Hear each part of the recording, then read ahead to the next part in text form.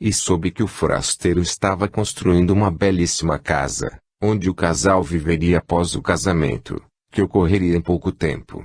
Algumas pessoas, sendo naturalmente maldosas, intensificavam sentimentos de revolta que infestavam o íntimo do rapaz, tecendo comentários perniciosos, com o objetivo de provocá-lo.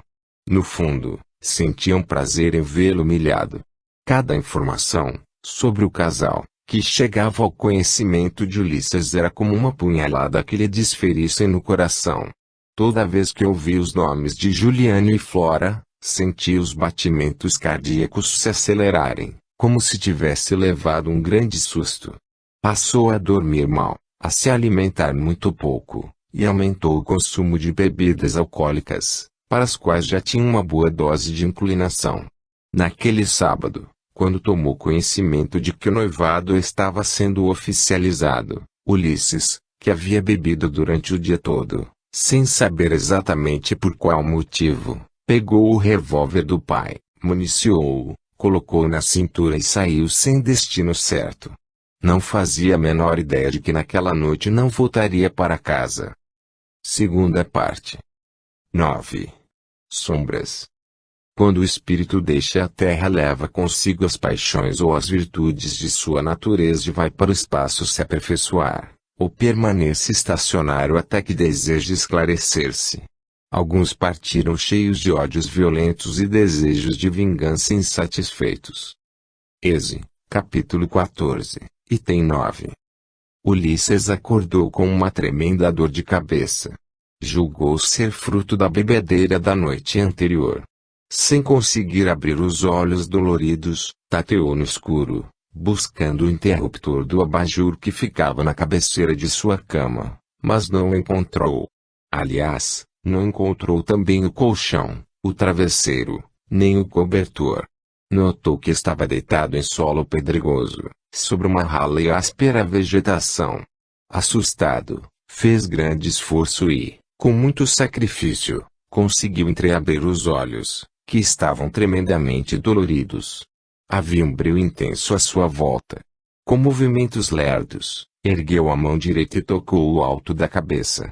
Percebeu uma protuberância, exatamente no local onde a dor era mais forte. Depois, deixou a mão deslizar suavemente pelo rosto e sentiu que seus olhos estavam com as órbitas saltadas para fora, sugerindo em seu semblante um aspecto aterrador. Tentou organizar os pensamentos, lembrar-se do que havia acontecido, mas não conseguia encontrar uma explicação para o fato de se encontrar num lugar tão esquisito, sentindo tanta dor. Quanto mais forçava a memória, mais sua cabeça latejava, o que o obrigou a se manter completamente estático. Vozes estranhas, grunhidos, imprecações e choros misturavam-se ao ruído de um frio incessante vendaval. Sombras misteriosas movimentavam-se numa cadência lenta e anônima. Ulisses foi acometido de invencível apatia. Lembrou-se dos pais e desejou estar com eles, sob a zelosa proteção que sempre lhe dispensavam, mas não fazia a menor ideia de onde seus genitores se encontravam. Teve vontade de chorar, mas parecia completamente desprovido de lágrimas, como se estivesse ressecado por dentro. Foi desse modo que o filho de Peixoto e Dolores permaneceu por um longo período, sem conseguir reverter o doloroso quadro. Entre constantes desmaios e breves instantes de lucidez, amargou o delírio febril e agonizante de um morto-vivo, subjugado por sofrimento e incerteza. Num daqueles raros momentos em que se mantinha desperto, sem ter a menor noção do que estava acontecendo e de quanto tempo havia se passado, sentiu que uma mão delicada acariciava-lhe os cabelos, enquanto uma suave voz feminina o chamava pelo nome: Ulisses. Ulisses, você pode me ouvir? Foi a primeira vez que despertou sem dores. Com sacrifício, conseguiu abrir os olhos feridos e, aos poucos, vislumbrou ao seu lado uma mulher de aspecto agradável, olhar compassivo, vestida com uma longa túnica branca. Estava inteiramente envolvida por suave claridade que parecia brotar de seu próprio corpo, permitindo que fosse vista em detalhes, apesar da escuridão reinante naquelas paragens. Ulisses tentou falar qualquer coisa, mas não conseguiu articular as palavras. A mulher, percebendo sua dificuldade, olhou com brandura e sussurrou, enquanto encostava o dedo indicador em posição vertical, à frente dos lábios: calma, meu querido. Você não precisa falar nada. Apenas pense nas palavras que deseja pronunciar, para que eu possa compreendê-lo. Muito confuso, mas aliviado por estar momentaneamente livre das dores de cabeça, Ulisses se concentrou e pensou: quem é você? A mulher sorriu e respondeu: amável, alguém que o estima muito e que lhe deseja o melhor. Não me lembro de você. Qual é o seu nome? O fato de não se lembrar é o que menos importa, no momento. Mas, pode me chamar de Efigênia. Estou aqui para lhe ajudar. Para lhe socorrer e levá-lo a um bom lugar, onde será medicado e orientado. Realmente, eu não conheço nenhuma Efigênia, prosseguiu Ulisses, em diálogo mental. Mas gostei da sua carícia em minha cabeça, porque conseguiu aliviar as dores que estavam quase me enlouquecendo. Efigênia voltou a sorrir. Que bom! Fico muito feliz em poder ajudá-lo. Mas, de repente, Ulisses foi tomado de uma grande inquietação. Sentiu necessidade de saber o que havia acontecido. Acreditando que Efigênia pudesse lhe tirar as dúvidas, firmou o pensamento nas perguntas que pretendia fazer e indagou, curioso: o que aconteceu comigo, Efigênia? Por que não estou na minha casa? Por que minha cabeça está ferida? Notando a súbita agitação do rapaz, a bondosa mulher procurou acalmá-lo, tornando ainda mais brando seu tom de voz. Calma, meu filho. Esta agitação não o ajudará em nada. Infelizmente, aconteceu uma coisa desagradável com você e, quanto a isto, nada mais poderá ser feito.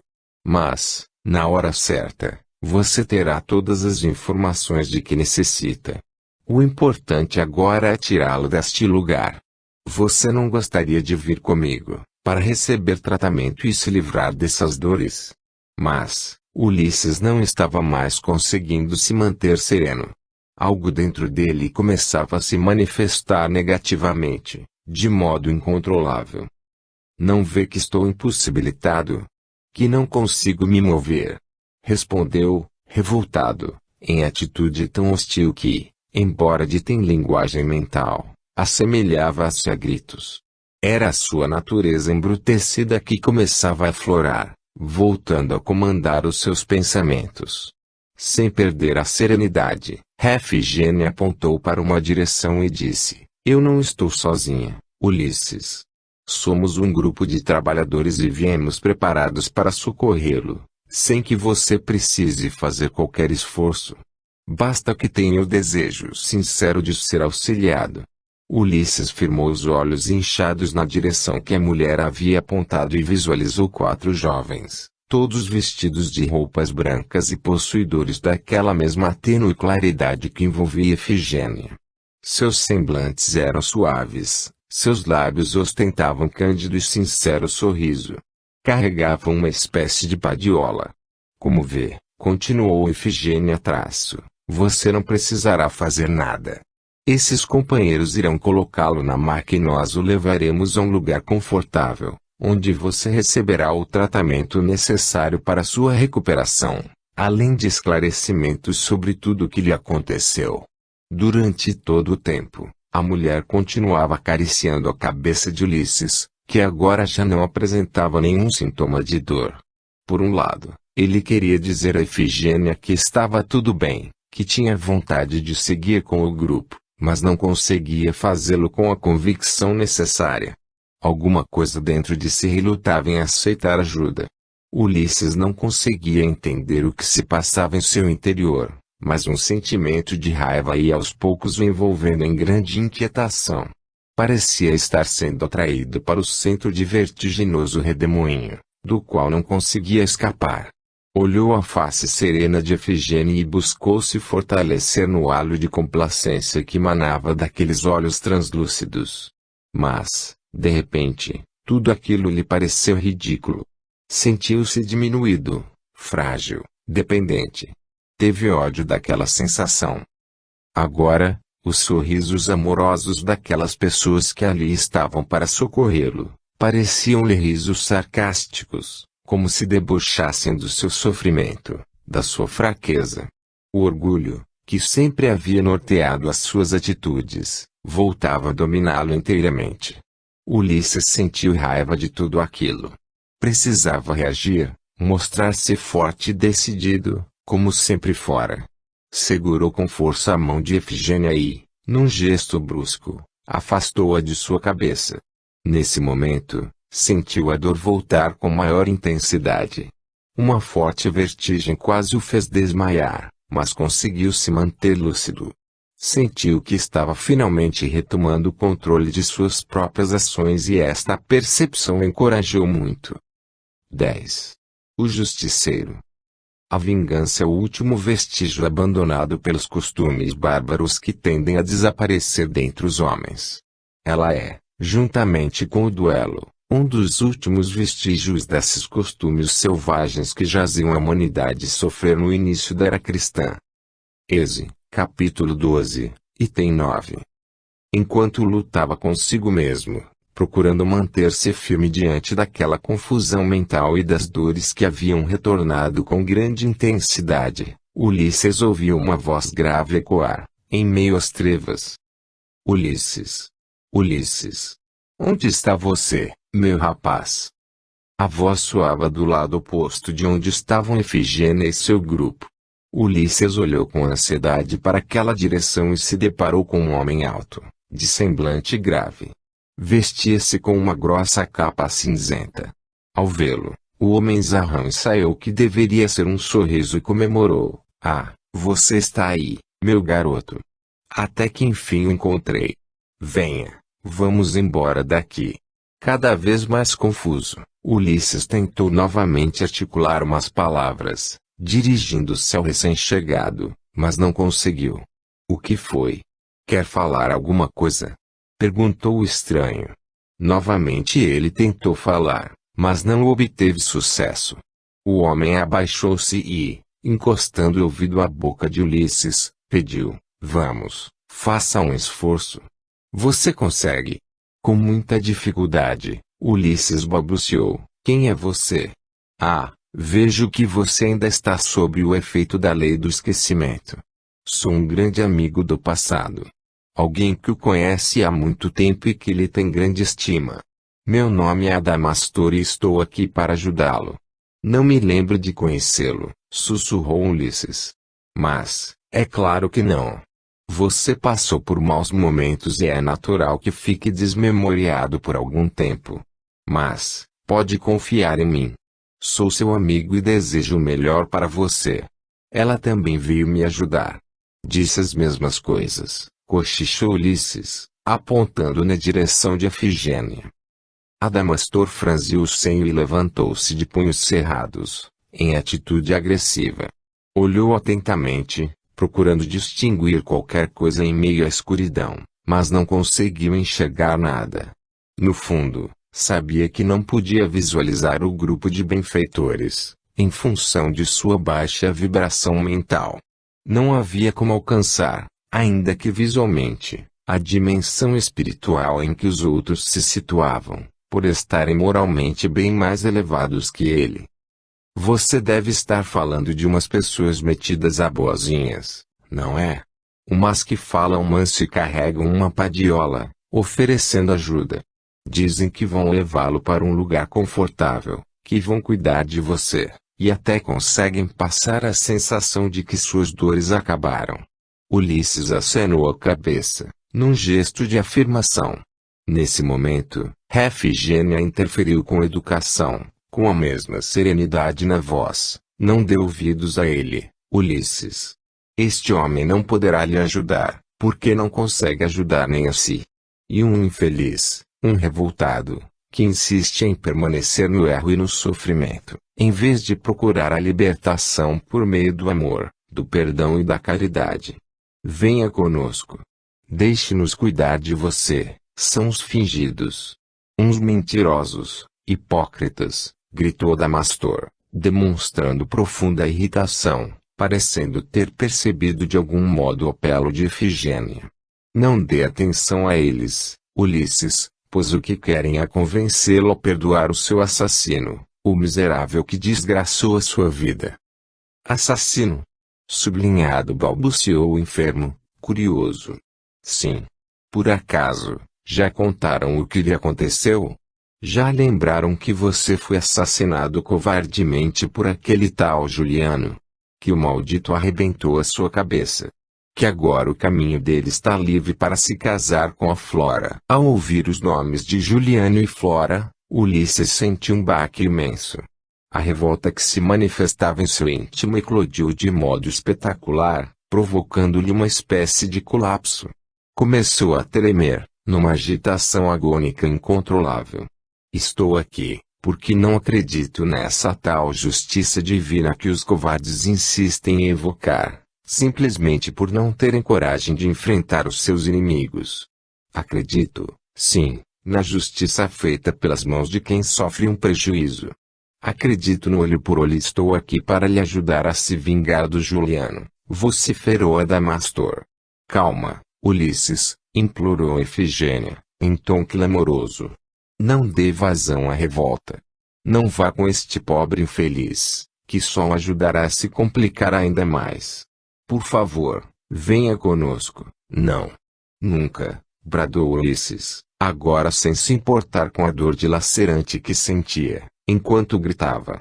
Eu não vou a lugar algum com vocês. Não posso confiar em quem mente para mim. Você, Ifigênia, que fingiu ser minha amiga, recusou-se a me lembrar do que havia acontecido. Só posso supor que você e seu grupo sejam amigos daquele maldito que me destruiu, que estavam me levando para algum lugar onde pudessem impedir a minha vingança. Não. Não é nada disto, tentou insistir Ifigênia, inutilmente. Está decidido, eu vou com o Adamastor, decretou o rapaz. Muito bem, festejou o homenzarrão, encorajando-o. Assim é que se fala, meu bom Ulisses. Esses intrometidos se fazem de bonzinhos, mas no fundo, o que querem é proteger os malfeitores e impedirem que seja feita justiça. Já decidi, Adamastor, disse, ainda com mais convicção. Eu quero ir com você. Exibindo um sorriso triunfante, o grandalhão abaixou-se, ergueu Ulisses e o apoiou em seus ombros. Mesmo demonstrando uma dificuldade imensa para caminhar, o rapaz se deixou arrastar por uma estreita vereda e infiltrou-se na bruma escura que dominava o lúgubre ambiente. Com os olhos lacrimejantes voltados para o alto, Ifigênia ergueu os braços e pediu, em comovente oração, ó, Pai de eterna bondade, perdoa a ignorância e a fraqueza deste teu pobre filho que, algum dia, vencido pelo sofrimento, há de implorar a tua clemência e reconduzir-se aos teus braços. Aos poucos, aquela diáfana criatura e os companheiros benfeitores que a acompanhavam foram se afastando, e a densa região voltou a mergulhar em trevas. 11. Acolhida. Só é verdadeiramente grande aquele que, considerando a vida como uma viagem que o deve levar a um destino certo, jaz pouco caso das contrariedades do caminho e dele nunca se desvia. Êxodo, capítulo 12, item 11. Após longa e extenuante caminhada, com o corpo cheio de dores, mas fortalecido pelo implacável desejo de vingança, Ulisses vislumbrou uma clareira mal iluminada, com pálidas tochas dispersas, que bruxuleavam presas a estacas, a imitação de rústicos postes de iluminação. O cenário, que tinha o aspecto de uma aldeia rudimentar, era formado de um pátio redondo, circundado por diversas cabanas que lembravam iglus, construídas a partir de uma mistura de capim seco e argila. Não possuíam janela, apenas uma pequenina porta, voltada para o centro do terreiro. A paisagem era desalentadora, tomada inteiramente por espessa e cinzenta serração, cercada por serras escarpadas, cujos cumes se perdiam entre as brumas enegrecidas. O solo pedregoso lembrava as paisagens áridas das regiões mais desérticas da terra. O ar era pesado, abafadiço, e um desagradável odor de putrefação dificultava ainda mais o simples ato de respirar. Umas 20 figuras povoavam o ambiente, sentadas no meio do pátio, em torno de um braseiro, entretidas em animada conversação.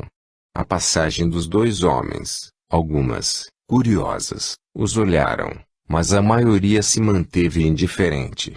Ulisses estava se sentindo tão cansado e com tanta dor de cabeça, que não prestou atenção a quase nada. Adamastor o conduziu a uma daquelas cabanas, introduziu pela portinhola e o acomodou sobre uma espécie de catre, forrado com ásperas folhagens, de aroma desagradavelmente ácido. Mas bastou aquela mínima condição de conforto para que Ulisses voltasse a desmaiar, vencido pela exaustão da sacrificante caminhada. Depois de um certo período em que Ulisses continuou alternando momentos de inquietante sono e breves fases de lucidez, Adamastor invadiu a cabana com seu jeito extravagante. Portava uma grande tigela de barro, contendo uma espécie de sopa rala que fumegava, exalando um cheiro pouco atrativo ao paladar. "Vamos lá! Vamos lá!" bradou, com sua rouca e grave voz de trovão. "Vai passar a eternidade dormindo. Experimente a melhor iguaria da nossa culinária." E estendeu a vasilha na direção do rapaz. Ulisses se ergueu com dificuldade e sentou-se, recostando-se na parede da cabana. Apoiou a tigela no colo e, com uma rústica colher de pau, começou a tomar a sopa. Como teve uma reação de desagrado à primeira colherada, Adamastor perguntou: "O que foi? Não aprovou o sabor?" O rapaz sorriu sem graça, e nada respondeu. "Pois eu vou lhe dizer", garantiu Adamastor que esta sopa é um verdadeiro manjar. Ela é feita de uma espécie muito rara de cogumelos que brotam nos troncos decompostos. Como aqui quase não há umidade, precisa-se fazer uma longa e difícil caminhada para encontrá-los. E a minha contribuição para a recepção de boas-vindas, completou, com humor sarcástico. Ulisses se manteve em silêncio, mas pensou que se o prato mais concorrido daquela região era aquela sopa insossa, com gosto de madeira podre, deveria iniciar uma dieta bem radical. Mas, à medida que eu se alimentava, sentia-se revigorado e, embora a cabeça continuasse a latejar incessantemente, a sonolência foi desaparecendo. Adamastor, que acompanhava todos os seus movimentos, pareceu satisfeito com o resultado. "Ah! Vejo que, finalmente, vamos começar a agir", comentou, com certo entusiasmo. Ulisses, que já havia ingerido toda a sopa, olhou com curiosidade e, percebendo ter recuperado a capacidade de falar, sem que isto lhe causasse tanto sofrimento, perguntou: "O que está acontecendo, Adamastor? Que lugar é este? Por que você me trouxe para cá?" "Calma, meu rapaz. Com tantas perguntas de uma única vez, você acaba me confundindo. Em princípio, acho que deveria agradecer por ter saboreado aquela sopa. Afinal, comida de boa qualidade nesta região é coisa muito rara." "Desculpe o mau modo", exclamou Ulisses. "E que ainda me sinto bastante aturdido com tudo o que está acontecendo. Agradeço pelo que você tem feito por mim, mas preciso de respostas. Estou muito confuso." "Bem, vamos aos esclarecimentos", disse Adamastor, saindo da cabana e fazendo um sinal para que Ulisses o acompanhasse. Do lado de fora da cabana, Ulisses se espreguiçou demoradamente, respirando o ar saturado de fumaça e desagradáveis odores. O pátio estava deserto, envolto em penumbras, mal iluminado pelas tochas tremulantes. O rapaz deduziu que naquele local não havia divisão entre dia e noite, já que aparentemente os raios solares nunca atravessavam a espessa cerração. A temperatura era sempre fria, provocando um tremendo desconforto que parecia ampliar a dor aguda, com a qual parecia ir se acostumando aos poucos. 12.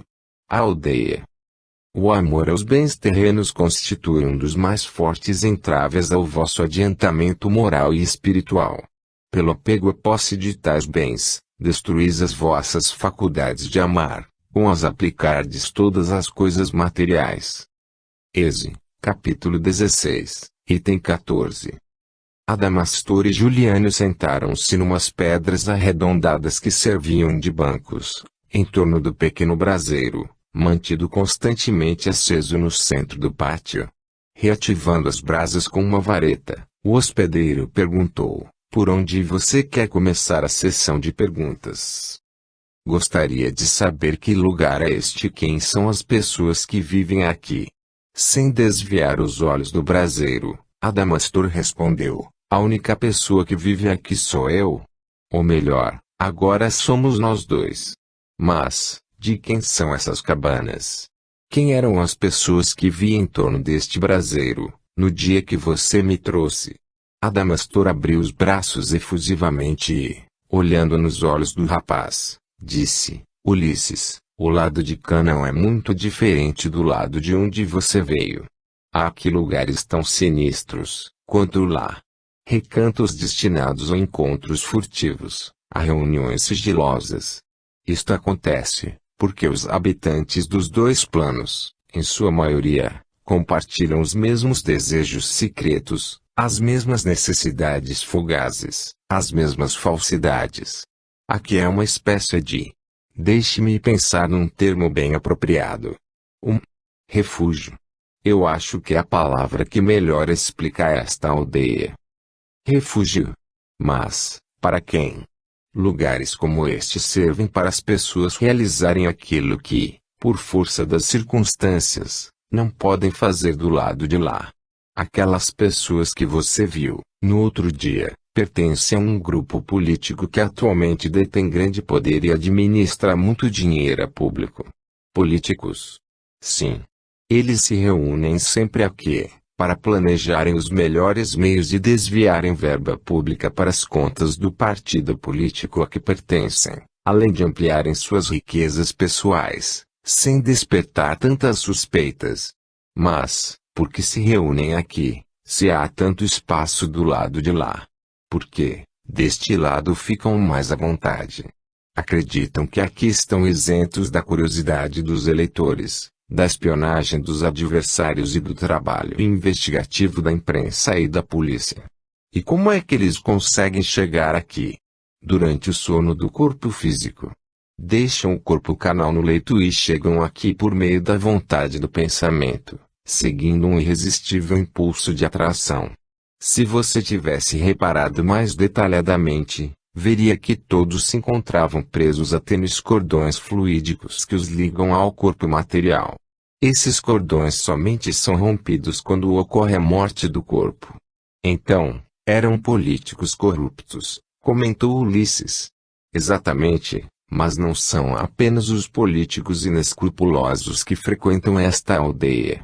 Para lugares como este vêm todos os tipos de delinquentes, assaltantes, assassinos, empresários desonestos, falsos religiosos, aliciadores, traficantes. Adamastor interrompeu o comentário, quando viu um casal atravessando o pátio, seguindo de mãos dadas em direção a uma das cabanas. Tratava-se de um homem sexagenário, de cabelos grisalhos, e uma moça muito jovem. Estavam vestidos em trajes de dormir e, desta vez, Ulisses reparou os tais cordões fluídicos a que Adamastor se referira. Acompanharam a cena, discretamente. E, assim que o casal adentrou a cabana, Ulisses perguntou, mal conseguindo conter a curiosidade: quem são eles? Era o que eu ia dizer para completar aquela extensa lista, explicou Adamastor, com sarcasmo. Aqui também serve de refúgio para a realização de encontros escusos. Aquele homem é dirigente de uma importante instituição religiosa. A jovem que o acompanha é o que chamam de tarefeiro da instituição, uma colaboradora voluntária. Ele, que de certo modo não aceita o desgaste natural do próprio organismo, está obcecado pela beleza e juventude da moça. Ela acredita na santidade que o dirigente sugere possuir, achando que uma relação mais íntima com ele lhe proporcionará favorecimentos espirituais. Cada um, por seus interesses pessoais, anda alimentando fantasias no campo da sensualidade. Mas, por que precisam se encontrar aqui? Por que não ficam juntos de vez, no plano físico? Simplesmente, porque ele é casado há mais de 30 anos.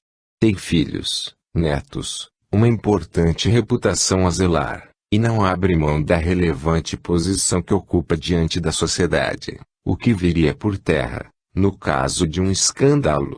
A moça é noiva de um jovem teólogo muito inteligente, que acena com a perspectiva de um futuro brilhante. Ela não admite a possibilidade de perder as possíveis regalias que oferirá no casamento com esse rapaz. Adamastor deu um suspiro e arrematou. Foi por isso que eu disse: será que um refúgio de gente hipócrita e mal intencionada? Ulisses estava surpreso com aquelas informações, mas a curiosidade continuava. Mas, Adamastor, você disse que eles estão aqui sem os seus corpos físicos. Então, como é que conseguem? Você sabe. Sentir prazer? Ulisses, essa coisa que alguns estudiosos chamam de perispírito, discorreu Adamastor, beliscando a pele do braço do rapaz para mostrar a que se referia. Traço, de certo modo, a matéria também. Nós estamos muito próximos da crosta terrestre e o material que nos reveste é quase tão denso quanto a carne, já que é composto do fluido vital existente nesta densa região. As sensações que nós temos aqui não são muito diferentes das que sentimos quando estamos encarnados. No seu caso, por exemplo, você está livre do corpo de carne, mas, por acaso, já conseguiu se livrar das dores físicas? Ulisses, embora demonstrando não haver compreendido bem a explicação, meneou a cabeça negativamente. De fato, as dores de cabeça continuavam a perturbá-lo. Então, isso tanto serve para sensações desagradáveis, quanto para as agradáveis. Você tem razão, exclamou o rapaz, intrigado com a experiência daquele homem, aparentemente tão rude. Mas, e quanto a esse casal, o que acontecerá com os dois? Só o futuro dirá. Essas pessoas estão, na verdade, se enganando. Não há garantia alguma de discrição ou de impunidade do lado de cá. O que há mesmo é uma grande possibilidade de que tudo termine em escândalo e até em crime passional. A menos, é claro, que desistam de levar a traição a termo. Afinal, por enquanto, os encontros só estão acontecendo aqui. Na esfera carnal, os dois ainda estão naquela fase do flerte discreto, da vontade reprimida, dos olhares promissores. O problema é que o noivo da jovem já percebeu alguma coisa estranha no ar e andou rondando por aqui. Um dia, quase pegou a noiva em flagrante. Quer dizer que ele também vem aqui durante o sono? Sim. Muita coisa que acontece do lado de lá, principalmente os crimes, tem a sua origem em aldeias como esta, meu jovem. Aqui se projeta, lá se coloca em prática. Podemos dizer que este lugar é uma espécie de refúgio das sombras, já que todas as tramas aqui urdidas, ocorrem sob a proteção sigilosa da obscuridade, arrematou, com estrondosa gargalhada. 13. Em família.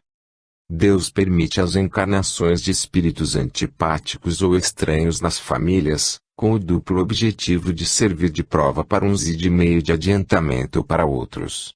Além disso, os maus melhoram-se pouco a pouco ao contato com os bons, e pelos cuidados que recebem. Êxodo, capítulo X, item 6.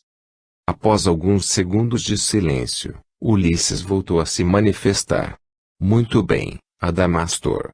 Agora já sei o que é este lugar, mas continuo sem saber a razão de estar aqui. Você ainda não se situou, Ulisses, e por isso não consegue se lembrar. Mas já viveu aqui, comigo. E que durante o período em que esteve na veste física, acabou se esquecendo de tudo. Como o rapaz olhasse intrigado, em muda expectativa, Adamastor prosseguiu. Antes dessa sua última experiência na carne, ou seja, em sua penúltima encarnação, você foi meu filho. Aliás, não só você, mas o Juliano também. Ao ouvir o nome de Juliano, Ulisses teve uma sensação desagradável.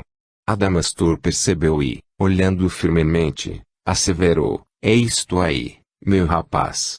Guarde este sentimento de raiva contra o seu assassino. Alimente com perseverança esta mágoa, pois quando eu terminar o que tenho a dizer, você verá que tem muito mais motivos para odiá-lo. Então, eu e aquele maldito fomos irmãos. Infelizmente, sim. E, como lhe disse, eu fui o pai de vocês dois. Você era o mais velho, era um rapaz destemido, forte, e se tornou meu braço direito em todas as atividades que eu desenvolvia. O Juliano era o caçula, um sujeito moleirão, sentimental demais e muito apegado à mãe. Embora nos acompanhasse nas empreitadas, estava sempre criando dificuldades para nós. Parece que estou conseguindo me lembrar de alguma coisa, muito vagamente. Nosso trabalho era relacionado a lidar com animais, não era? Exatamente, asseverou Adamastor, entusiasmando-se com as lembranças de Ulisses. Nós fazíamos de tudo um pouco e prestávamos serviços para muitos fazendeiros da região em que vivemos. Domávamos cavalos chucros, forjávamos e colocávamos ferraduras, conduzíamos gado de uma fazenda a outra, enfim. Éramos arrojados e competentes. E, embora jamais tenhamos aceitado o cabresto do emprego fixo, nossas atividades eram muito disputadas pelos fazendeiros. Nunca nos faltou trabalho e, consequentemente, dinheiro. Adamastor interrompeu a narrativa, para ver se Ulisses tinha alguma observação a fazer, mas como o rapaz continuasse calado, parecendo buscar nos recônditos da memória aquelas remotas lembranças, prosseguiu: um dia, fomos contratados para um trabalho demorado na fazenda de um homem muito importante, chamado Coronel Lemos. Ficamos nesta propriedade durante 8 meses. Como a mãe de vocês estivesse doente, Juliano permaneceu com ela no início, e só foi nos encontrar 3 meses mais tarde, quando a genitora havia se recuperado. Nesse ínterim, você se apaixonou pela filha do coronel, uma jovem muito bonita que, de certo modo, parecia corresponder às suas expectativas e acenou com a possibilidade de um envolvimento entre vocês. E claro que aquilo tinha tudo para dar errado, pois o pai dela era um homem muito severo e ambicioso. Ele jamais permitiria que a filha se casasse com um pobretão. Mas você deixou o coração falar mais alto, ficou alimentando esperanças, confidenciando para mim sonhos e ilusórios projetos. Eu, mesmo com o coração apertado de angústia, acompanhava tudo à distância, evitando interferir nos seus assuntos sentimentais. Estava preocupado com o desfecho daquela história, mas achava que era coisa passageira. Pensava que logo terminaríamos aquele trabalho e iríamos para outros cantos, o que certamente faria arrefecer os seus sentimentos. Assim, procurava não dar muita importância ao fato. Ulisses acompanhava a narrativa de Adamastor, com os olhos fechados. Parecia estar revivendo mentalmente aquelas cenas. Quando Juliano chegou à fazenda e juntou-se a nós na empreitada, houve uma grande reviravolta na história. Acontece que a filha do coronel, quando viu, quedou-se de amores por ele, ignorando completamente os seus sentimentos. Ela era muito determinada e não economizou estratégias para conquistar o coração do seu irmão. Eu pedi a ele que não se envolvesse, pois sabia que isto traria muito sofrimento para você, que se sentiria profundamente traído. Mas não adiantou nada. Juliano se deixou levar pelo canto da sereia e começou a se encontrar às escondidas com a filha do nosso contratante. E os dois tiveram uma relação afetiva tão avassaladora, que os fatos não puderam ser acobertados por muito tempo. A moça acabou engravidando, sofreu um aborto voluntário e quase morreu. O coronel Lemos, quando tomou conhecimento do que estava acontecendo, ficou indignado, colérico mesmo, e acabou nos expulsando da fazenda de forma humilhante, sem ao menos pagar o que nos devia. Não bastasse isso, ainda usou sua grande influência junto aos outros fazendeiros da região para espalhar maledicência sobre nós, alegando ter sido desrespeitado em sua propriedade. Isso nos criou sérias dificuldades para conseguirmos novos trabalhos. Ulisses estava agora com os pulsos cerrados. À medida que relembrava o episódio, tinha a sensação de que explodiria de raiva. Nós ficamos muito revoltados com o seu irmão. Você, inconformado com o que considerou uma imperdoável traição, desiludiu-se com a vida. Teve umas brigas violentas com o Juliano, que acarretaram graves sequelas físicas para os dois. Após romperem relações, você começou a beber descontroladamente, segundo dizia, para esquecer a moça que havia tripudiado sobre os seus sentimentos, e o irmão ingrato que tão covardemente o traiu. De repente, a vida para mim virou um inferno. Comecei a enfrentar dificuldades financeiras, pois além da má fama que nos foi imposta pela maledicência do Coronel Lemos, eu já não podia contar com a sua colaboração, pois você não queria mais saber de trabalhos honestos, que geravam, segundo deduziu, poucos frutos e muitos vezames. Durante uma das muitas discussões que passei a travar diariamente com o Juliano, acabei expulsando-o de casa. A mãe, que sempre o defendeu, decidiu ir com ele, o que fez agravar ainda mais o meu ódio. 14. Antigo crime. Quando Jesus recomenda reconciliar-se o mais cedo possível com seu adversário, não é apenas com o objetivo de eliminar as discórdias durante a atual existência, mas para evitar que elas continuem nas existências futuras. Êxodo, capítulo 4, item 19. Adamastor narrava os fatos com voz irritada, expondo todo o ódio que sentia por Juliano. Ulisses, à medida que relembrava os episódios, também se deixava contaminar pela acidez daqueles sentimentos. Estou conseguindo me lembrar de tudo o graus que você me diz, Adamastor. E agora percebo que o ódio que senti pelo Juliano era muito mais antigo do que podia imaginar. Eu sei. Acompanhei o seu reencontro com ele, nessa última encarnação. Estava ao lado de vocês quando aconteceu, e torci muito para que você acabasse com a vida dele. Mas, eu fracassei, não é? Completou Ulisses, cabisbaixo. As coisas ainda não acabaram, disse Adamastor, dando um tapa no ombro do outro. Anime-se. E só uma questão de tempo para ele receber o que merece. E continuou a narrativa. Um ano após haver expulsado Juliano de casa, desesperado pela falta de dinheiro, e privado de trabalhar, tomei a decisão que julguei mais apropriada, convidando você, o meu inseparável parceiro, para a tarefa. Eu me lembro, interveio Ulisses. Você me chamou para irmos receber o que nos era devido pelo Coronel Lemos.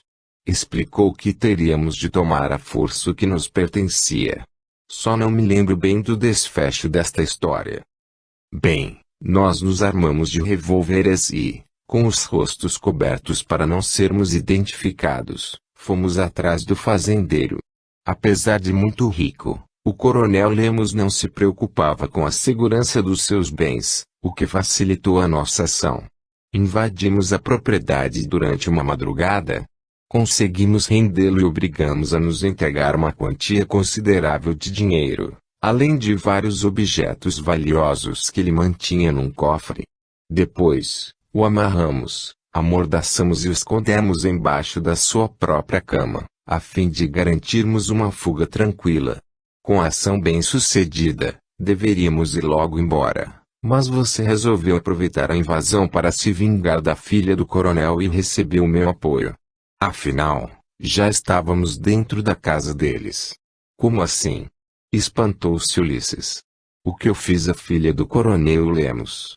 Eu não me lembro dessa passagem, lamento que não se lembre, Ulisses, mas você a matou. Você invadiu o quarto dela e a estrangulou sem a menor piedade. Exatamente como aquela sem vergonha merecia. Ulisses olhou para as próprias mãos. Forçava a memória, tentando se lembrar do episódio, mas a dor de cabeça fazia tudo ficar muito confuso. Após o assassinato, nós fomos embora. Conseguimos fugir com certa facilidade. Livramos-nos das provas que poderiam nos incriminar, e ficamos desfrutando discretamente os bens adquiridos naquela noite. Porém, mais do que o assalto, o assassinato da moça teve uma repercussão muito negativa naqueles arredores. Afinal, o pai dela era uma pessoa influente e o lugar, que até então era sossegado, tornou-se inseguro. As pessoas estavam morrendo de medo e exigiam a prisão dos criminosos. A polícia se mobilizou, e uma rigorosa investigação teve início. Em certo momento, essas investigações conduziram a nós, mas, por falta de provas, tiveram de nos deixar em paz. Eu e você éramos imbatíveis e conseguimos nos livrar de todas as incriminações. Mas o Juliano, que desconfiava de nós dois e que estava inconformado com a morte da moça que dizia amar, iniciou uma investigação por conta própria.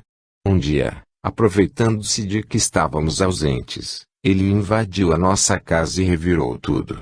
Embora tivéssemos tomado todo o cuidado de esconder as provas, o miserável acabou encontrando, no bolso da sua jaqueta, um isqueiro de prata, que era um dos objetos furtados naquela noite. Maldito! Maldito! Traidor! Gritou Ulisses. Meu próprio irmão, seu filho. E acabamos condenados por causa dele. Adamastor estampava nos lábios um riso sepulcral. Isso mesmo, Ulisses. Por culpa do Juliano, fomos acusados e condenados por roubo e assassinato. Em princípio, amargamos alguns dias de cárcere, quando sofremos todo tipo de violência que se possa imaginar. Depois, fomos friamente assassinados em um matagal, após lenta e dolorosa sessão de tortura, lembra-se? Ulisses fez um sinal de que se lembrava vagamente. Estava tão revoltado, que nem conseguia falar. Pior do que o sofrimento na carne, foi chegar deste lado e encontrar privações ainda maiores. Durante muito tempo, vagamos por essas regiões hostis, sem o menor amparo, sem a menor possibilidade de escapar. Sofremos, juntos, as dores mais cruéis que se possa imaginar. Juramos vingança contra aquele traidor ingrato que nos causou tantos prejuízos. Adamastor tomou fôlego antes de prosseguir. Aquelas lembranças faziam despertar o que havia de pior em sua desequilibrada natureza. Um dia, quando já estávamos mais adaptados a esta região, fomos comunicados de que deveríamos retornar à carne. Disseram que havia necessidade de um reencontro entre os adversários, para que se iniciasse um processo de reconciliação. Inicialmente, nós repudiamos a ideia, mas depois estudei melhor a proposta e vi nela a possibilidade de concretizarmos a tão desejada vingança. Já que não conseguíamos localizar aqui o nosso inimigo, certamente o alcançaríamos na vida terrena. Mas, sabendo que estaríamos sob o jugo da lei do esquecimento, providenciei para que apenas você reencarnasse, para que eu, deste lado, pudesse orientado. Após o seu reencarne, descobri com surpresa que não eram apenas você e o Juliano que estariam juntos neste reencontro, mas também a filha do Coronel Lemos, agora no corpo de Flora, e o próprio Coronel, na veste física do Marceneiro Domingos. Ulisses deu um soco no ar e exclamou: que bando de miseráveis! Cada vez mais animado com a reação do rapaz, Adamastor perguntou: entende agora o motivo da sua fixação por Flora? Compreende por que você não conseguia admitir que ele e Juliano se casassem? Percebe que a simpatia do Marceneiro Domingos pelo Juliano era fruto da gratidão do coronel ao rapaz que ajudou a condenar os assassinos da sua filha na encarnação passada. Ulisses, que se mantinha de senho fechado, introspectivo, absorvendo todas aquelas informações, deduziu: mas, é claro, agora as coisas fazem sentido para mim. Adamastor deu uma gargalhada raivosa e exclamou: até que enfim, Ulisses. Vejo que finalmente o meu bom filho está de volta com todas as suas faculdades mentais. E o abraçou, desajeitado, enquanto suas risadas psicóticas ecoavam em meio à deserção do sombrio vale. 15. Vingança. O espírito mau aproveita o fato de que aquele a quem ele quer mal esteja ainda preso ao corpo e, portanto, menos livre, para mais facilmente atormentá-lo e atingi-lo em seus interesses ou afeições mais caras. Esta é a causa da maior parte dos casos de obsessão. Êxodo, capítulo X, item 6. Agora que já obteve todas as respostas, Ulisses, podemos falar de projetos? Perguntou Adamastor. Projetos de vingança, você quer dizer? Claro. Afinal, foi por este motivo que eu trouxe para cá. Devo adiantar que o Juliano está preso, aguardando julgamento, sob acusação de assassinato. No entanto, há uma grande possibilidade de que seja inocentado. Inocentado? Mas, como? Eles contrataram um bom advogado e estão alegando que Juliano o matou em legítima defesa. Baseiam-se no fato de que você estava armado naquela noite e que há muito tempo fazia ameaças contra ele. Levam em conta também o fato de você ter iniciado a agressão, provocando aquele assassino. Miserável, vociferou Ulisses, socando a mão. Como pode sair impune depois do que fez? Várias pessoas se ofereceram como testemunhas, tanto das ameaças que você andou fazendo, quanto da agressão naquela noite. Um bando de puxa-sacos, que veem com simpatia a união daquelas duas víboras traidoras. Mas, como podem falar em legítima defesa, se eu nem tive tempo de sacar o revólver? A arma estava na minha cintura. Acho que nem me lembrei que estava armado. Infelizmente, completou Adamastor. Se o revólver estivesse na sua mão, o desfecho teria sido outro. Fui um idiota. Não deveria ter dado a ele a chance de me atacar daquele modo. Esqueça. O que passou, passou. Mas ele foi muito rápido. Além disso, eu estava bêbado. Agora não mais importa, asseverou Adamastor, apoiando a mão no ombro de Ulisses.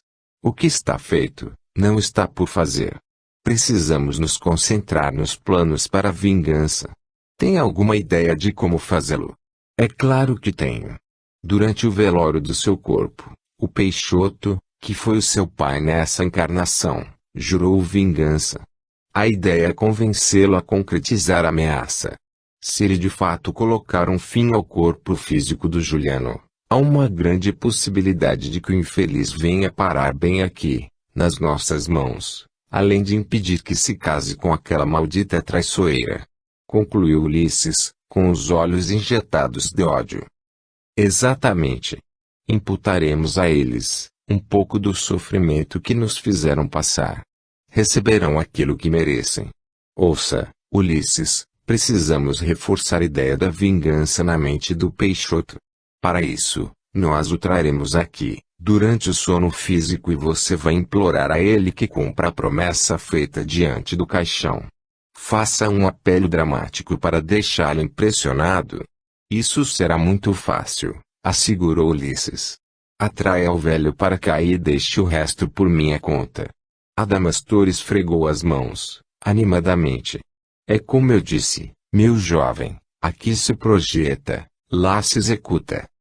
Juliano estava preso há quase um ano, sem que seu advogado de defesa conseguisse recursos para libertá-lo. Orientados por amigos, Flora e Reinaldo contrataram outro, mais experiente, e o novo defensor ficou indignado com o mau andamento do processo. Não estou aqui para acusar ninguém, disse ele. Mas, sou obrigado a pensar que o profissional que vocês contrataram foi muito ingênuo, relapso ou desonesto, porque o Juliano poderia perfeitamente responder pelo crime, em liberdade, e começou a trabalhar no sentido de libertar o acusado. Mas, foi surpreendido com a informação de que o julgamento ocorreria em breve. Por considerar que os argumentos de defesa seriam relativamente fáceis, não solicitou adiamento, certo de que não teria dificuldade para inocentar seu cliente. No seu entendimento, a legítima defesa do réu era muito evidente, já que a vítima, além de haver provocado a agressão, levava na cintura um revólver municiado. Testemunhas a favor de Juliano havia aos montes, dava para escolher as melhores.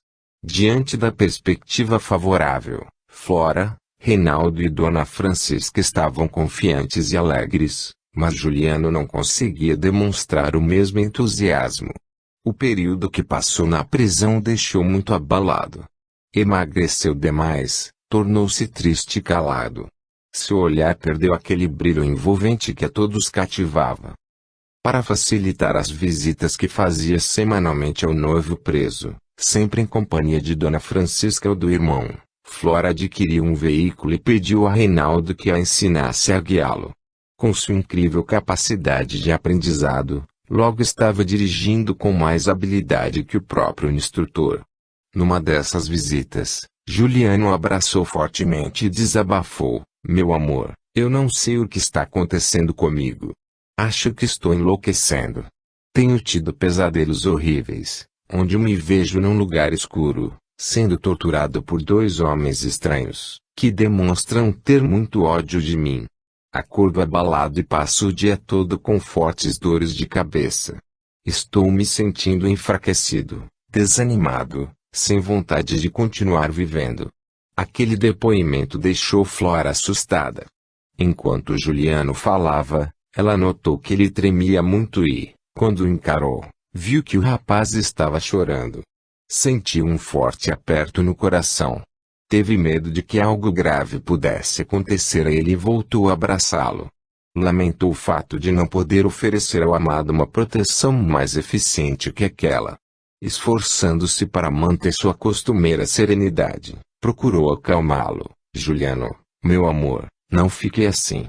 Com certeza tudo isto está acontecendo pelo fato de você estar preso.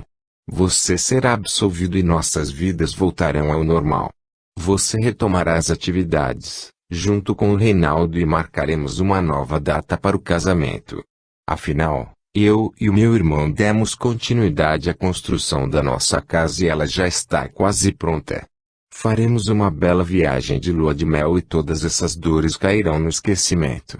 A voz de Flora soava como um bálsamo para o sofrimento íntimo de Juliano. Ouvindo-a falar, sentiu-se mais animado e parou de chorar.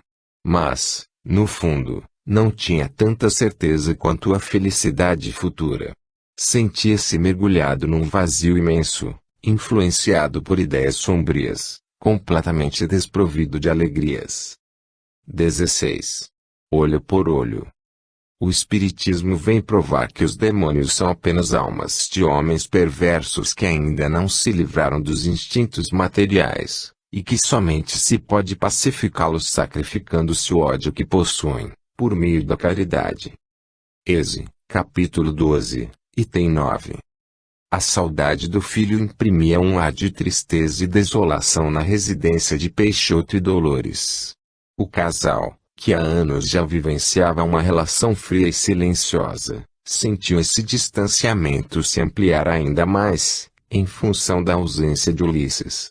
O aposento que o rapaz ocupava foi mantido exatamente como estava no dia de seu assassinato, com todas as coisas que pertenciam a ele: roupas, perfumes, calçados, fotografias, documentos pessoais. Tudo estava nos mesmos lugares, dando a entender que Ulisses não havia morrido, porém feito uma viagem, da qual retornaria a qualquer momento. O casal não possuía parentes naquela cidade e, como não houvesse quase diálogo em seu relacionamento, guardava nos corações emudecidos as angústias e frustrações que povoavam a intimidade de cada um. Dolores, que mantinha uma relação mais estreita com o Padre João, desabafava com ele, às vezes. Chorava sentidamente e ouvia algumas palavras de conforto que, de certo modo, serviam para aliviar as dores de sua alma. Mas, Peixoto não frequentava a igreja, assumindo a condição de ateu. Como não era muito sociável, não possuía amigos com os quais pudesse desabafar. Passava os dias em silêncio, sentado à sombra das árvores que circundavam sua residência, mergulhado nas próprias tristezas. Porém, naquela manhã, enquanto faziam o desejum, o sitiante, demonstrando clara inquietação, quebrou o silêncio. "Esta noite, eu estive com o nosso filho", comentou, com voz desolada. A esposa o encarou, surpresa. Ah, você quer dizer que sonhou com ele? Não, Dolores. Não foi um sonho. Foi um encontro real. Não, peixe.